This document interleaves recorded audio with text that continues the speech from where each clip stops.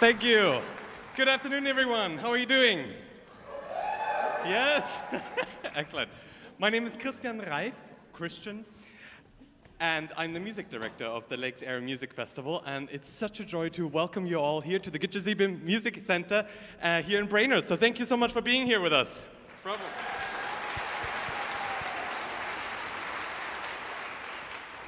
You just heard a piece by Saint-Saëns, the Danse Macabre, and if you think it was a little spooky, I think you were quite right. It's kind of a nightmarish scene, and we have the devil playing the fiddle right here. Give it up for Solomon Tegali one more time.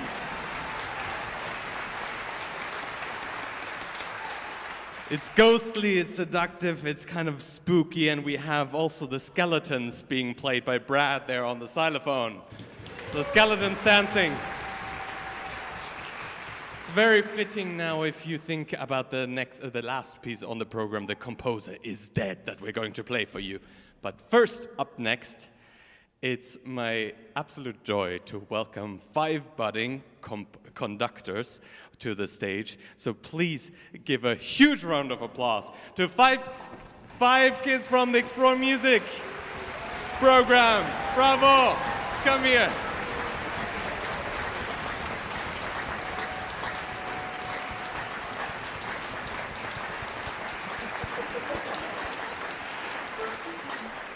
And because I need a bit of a rest, I'm just going to start off the orchestra with playing the bizet, and then you guys are going to take over. Is that good? Let's do it. Yeah? Please give another round of applause.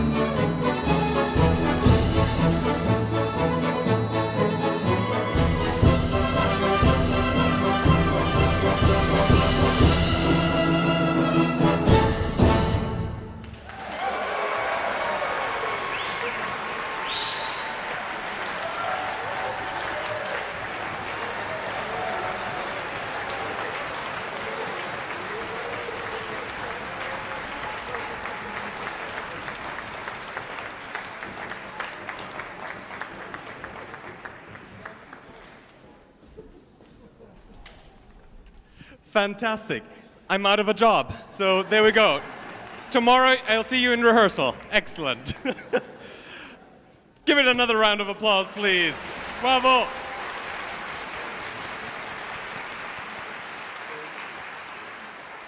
I feel that that's one of the Explore Music whole program. It's one of the most important things that we could be doing here, and I'm so happy for all the dedication, all the parents as well, and all the dedications, whether it's Alex or Jeff, everyone. Lindsay, thank you. Lindsay, working to make this program what it is, which is just phenomenal. Also, if you went to the North Arboretum yesterday, it was just such a joy to see many of you there and the kids and just being outside amongst music. Thank you for all the musicians who played yesterday. Bravo.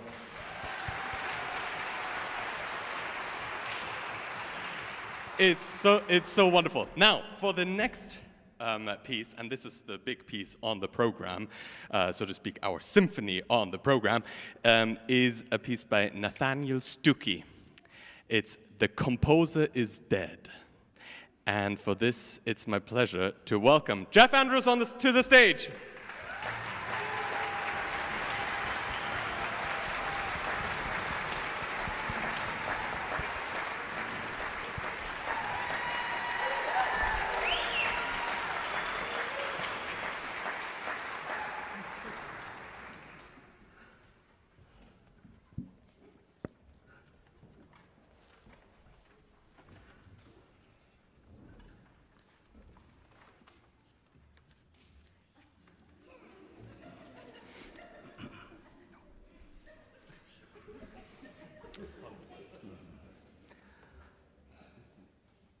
The composer is dead.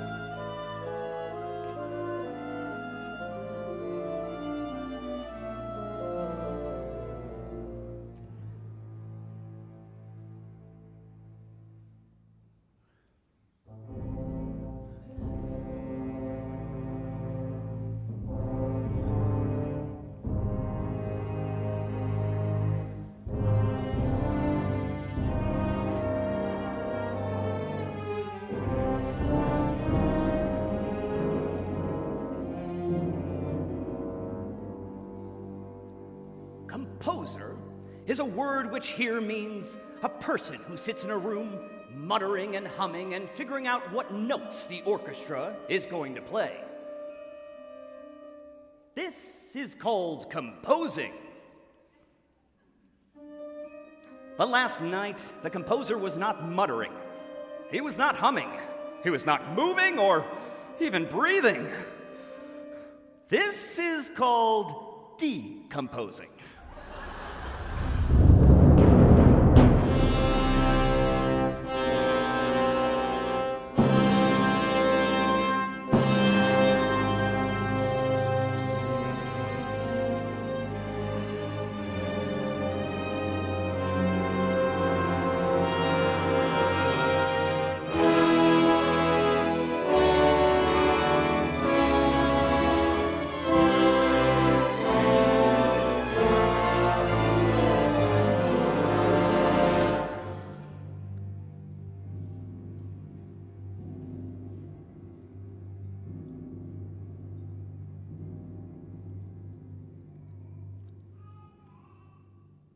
The composer's death was very suspicious, and so the inspector was called in to find the murderer or murderers and haul them off to jail.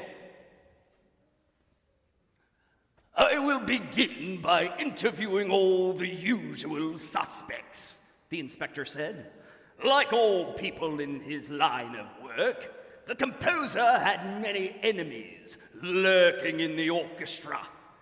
Well, they can lurk all they want, but I will find them wherever they are lurking.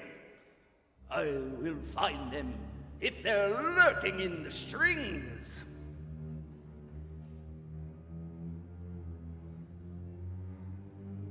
I will find them if they're lurking in the brass. I will find them if they're lurking in the woodwinds. I will find them if they're lurking in that percussion section. I will find them wherever they are lurking. I will find them!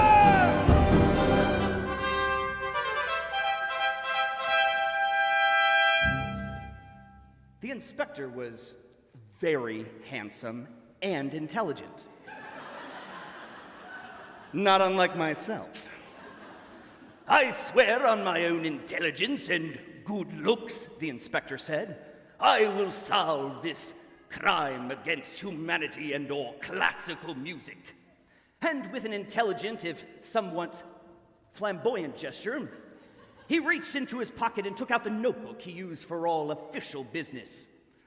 First, I will interrogate the strings. Strings, where were you on the night in question? The violins answered first, of course. The violin section is divided into two parts. The first violins, who play the trickier notes, and the second violins, who are a lot more fun at parties. We were performing a waltz.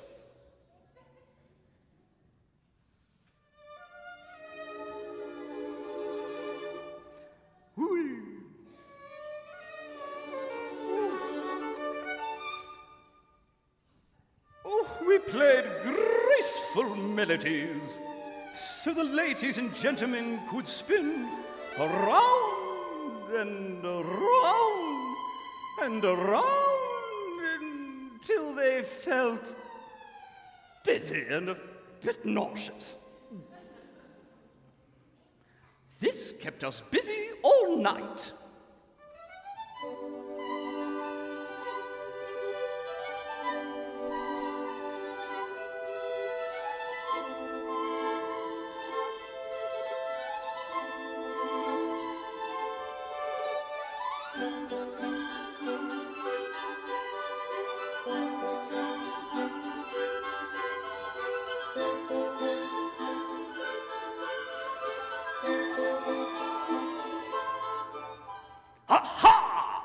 The inspector cried, making a note in his notebook.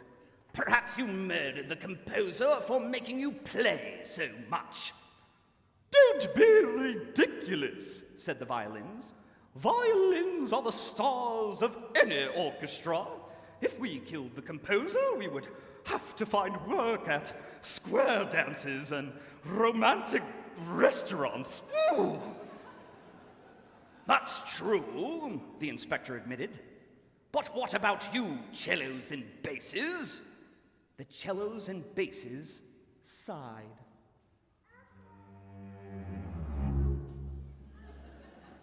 The cellos and basses are often wary from dragging their large bodies around. The basses in particular are so enormous that they can't even fit into taxi cabs without sticking their curly heads out the window.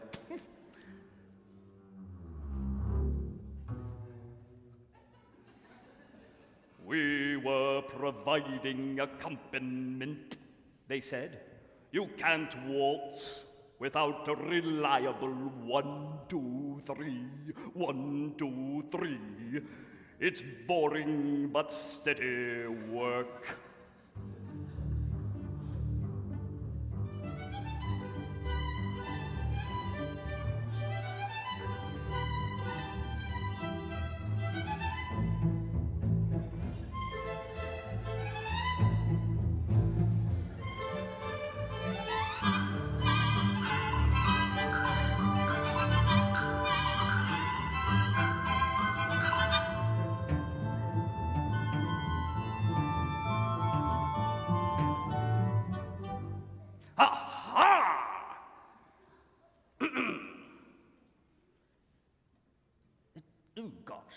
Aha, the inspector cried. Perhaps you murdered the composer for giving you such boring things to play.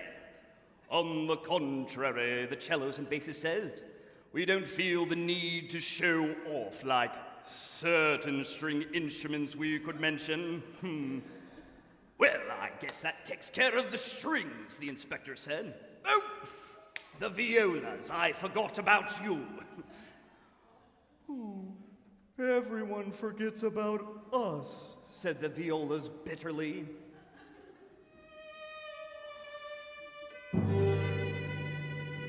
We play the notes and the chords that nobody cares about.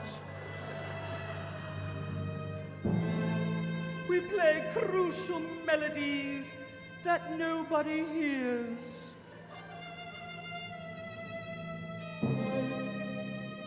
We have to stay late after performances and stack up all of the chairs.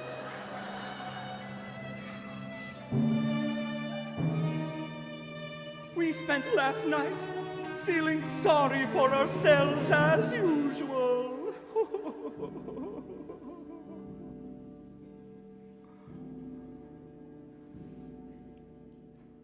But we did notice that the concertmaster was acting strange. He was talking and laughing with the composer and carrying a suspicious black case. The concertmaster is the best violin player in the entire orchestra and is often accused of treachery.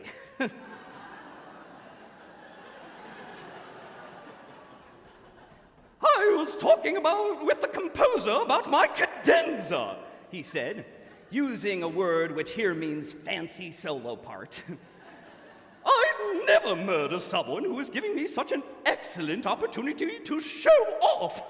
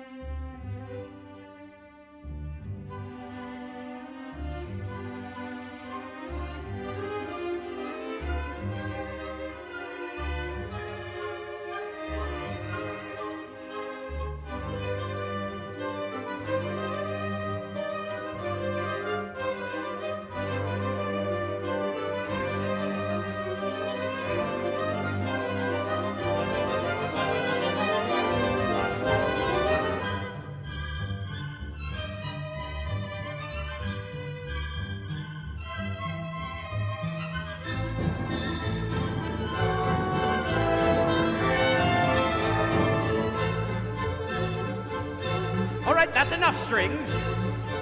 That's enough strings. That's enough strings!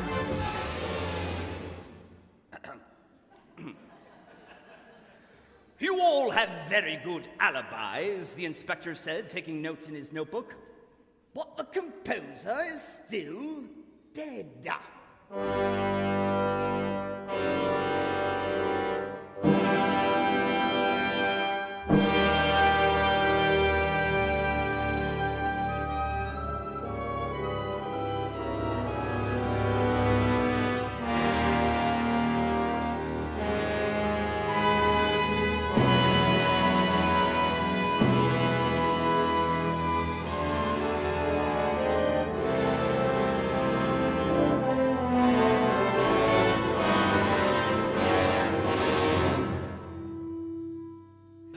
the murderers lurking in the woodwinds.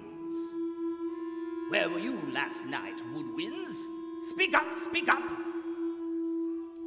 We were doing bird imitations, said the flutes, the shiniest and highest pitched of the woodwinds. It seems like that's all we ever do. Whenever the orchestra needs a bird, there we are.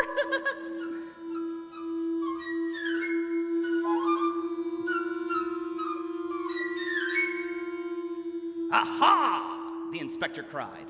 Perhaps you murdered the composer for making you act like birds. Ooh, don't make us laugh, the flutes cried. We're much too wimpy and high-pitched for murder.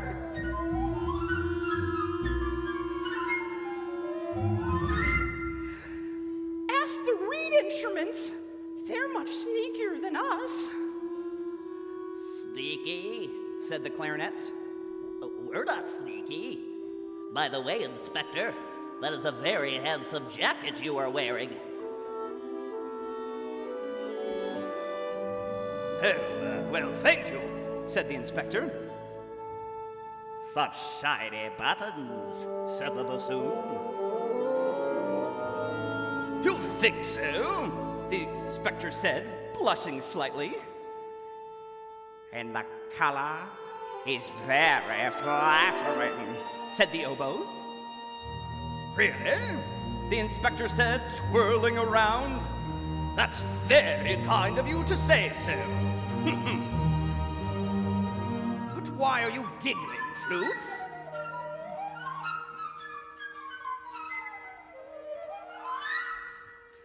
Ignore them, said the first oboe, leaning in close. If I were you, I'd question the brass instruments instead. They're a violent lot. The brass? The inspector said, writing in his notebook. You really think so? You can trust me, said the oboe. Everyone trusts me. After all, I tune up the entire orchestra with an I. Listen.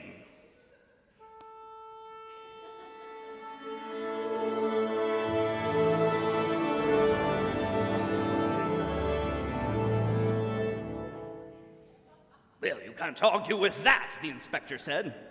Brass, what do you have to say for yourself?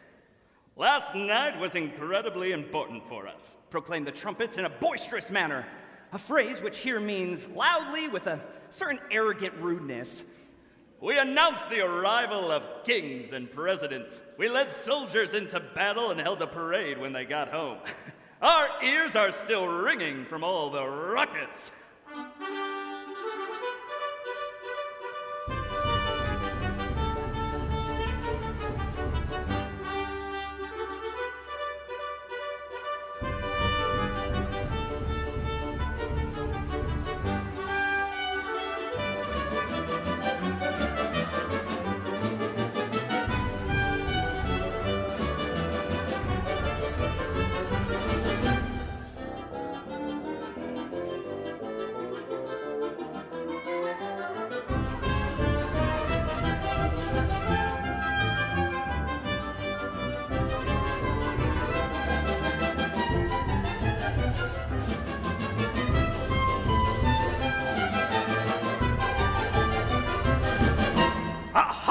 The inspector cried, making a note in his notebook. Perhaps you murdered the composer for making you play so loud. We love being loud, the trumpets replied. Brassy instruments are brassy by nature. Besides, loud is patriotic, and we suspect the murder was committed by a foreigner. A foreigner? Replied the inspector. What say you, French horns? You have a strange accent. The French horns did not understand the question and began murmuring a story about the old country. When the war split our hearts like a cantaloupe, and the boy and the girl with the cantaloupe. It's the same sad story. Melon and melancholy. Leave the French horns alone, the trombone said. They were in such a state that we took them out to the club to cheer them up.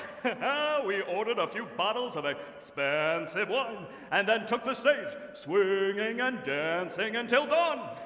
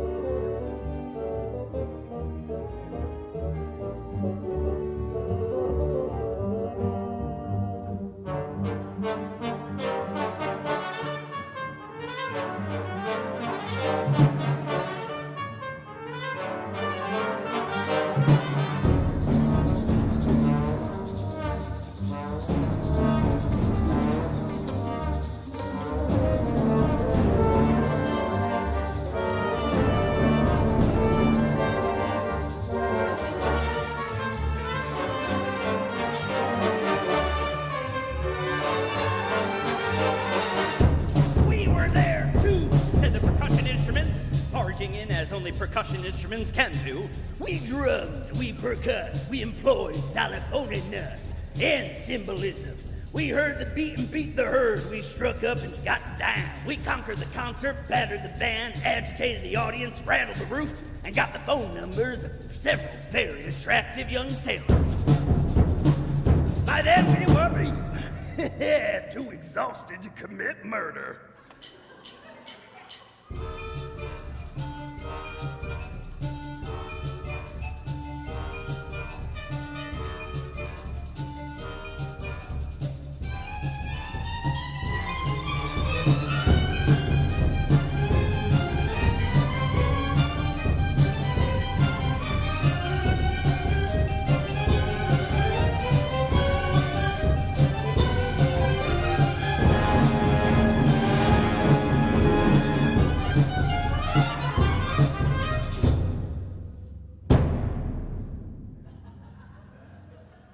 What about you, tuba?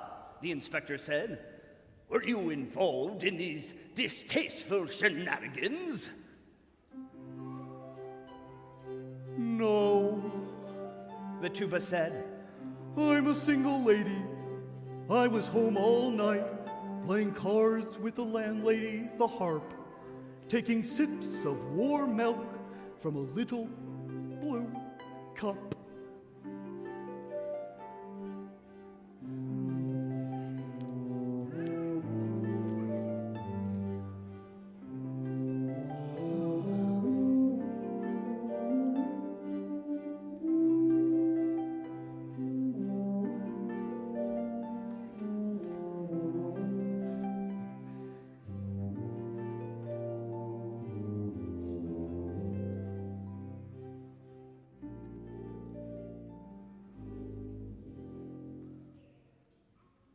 The inspector flipped through the pages of his notebook and scratched his handsome head with a well-manicured hand.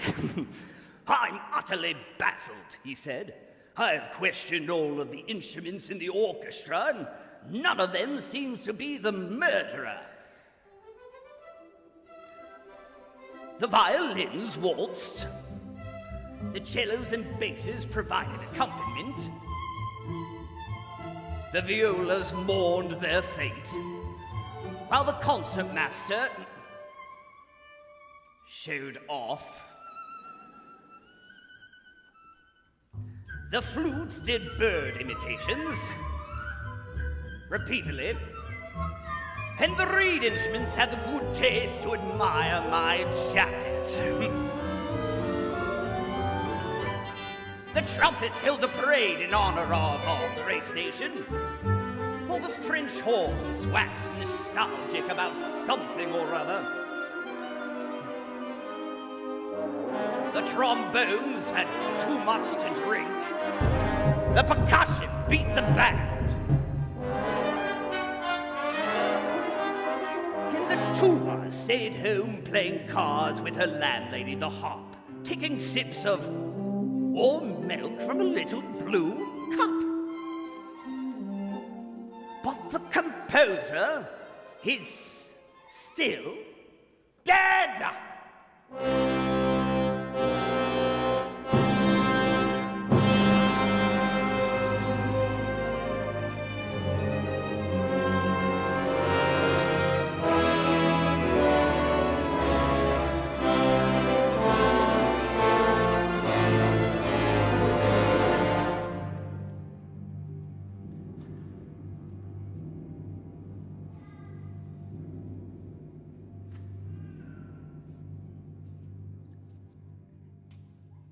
All this narrating is making me a little hungry. Anyone else? Does someone mind going out and getting me like a loose meat sandwich from the barn, or other Minnesotan delicacies, a grilled loon? I don't care, just something. I'm starving up here. I mean, I'm doing most of the work. A strange noise caught the inspector's ear. Of course, he said. The conductor. You've been murdering composers for years.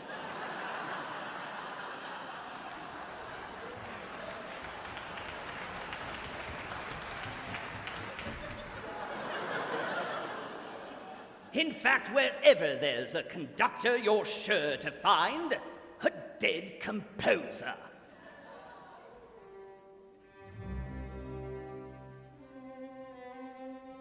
Beethoven, dead.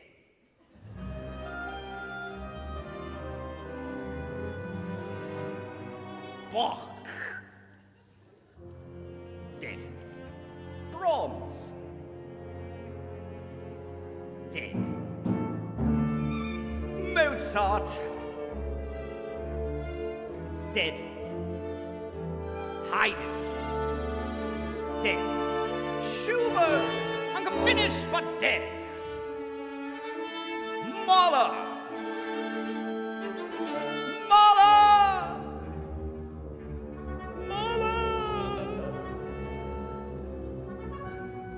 dead. Chopin, romantic, dead. Tchaikovsky, dramatic, dead. Stravinsky, ecstatic, dead. Schoenberg, incomprehensible, but dead. Berlioz, dead. Purcell, dead. Prokofiev, dead. Debussy, dead. Vivaldi, Wagner, Sibelius, Ives, Handel, Britten, Mendelssohn, Scriabin, Liszt, Messiaen, Copland, Cage, Dvorak, Ravel, Shostakovich, Ligeti, Corelli, Bellini, Puccini, Rossini, Scarlatti, Busoni, Boccherini, Verdi, J.C. Bach, W.F. Bach, C.P.E. Bach, Offenbach. Dead composers litter the musical world, and it's all because of one man and one little stick. Arrest him at once!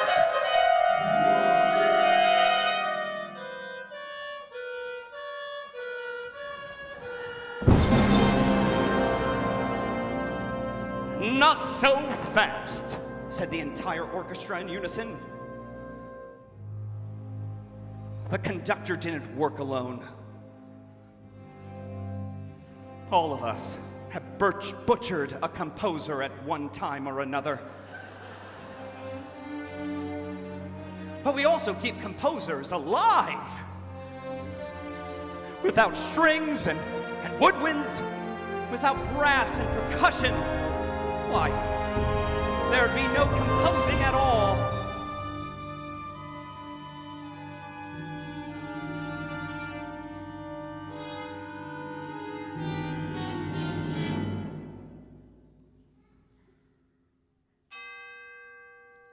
If you want to hear the work of the world's greatest composers, you're gonna have to allow for a little murder here and there.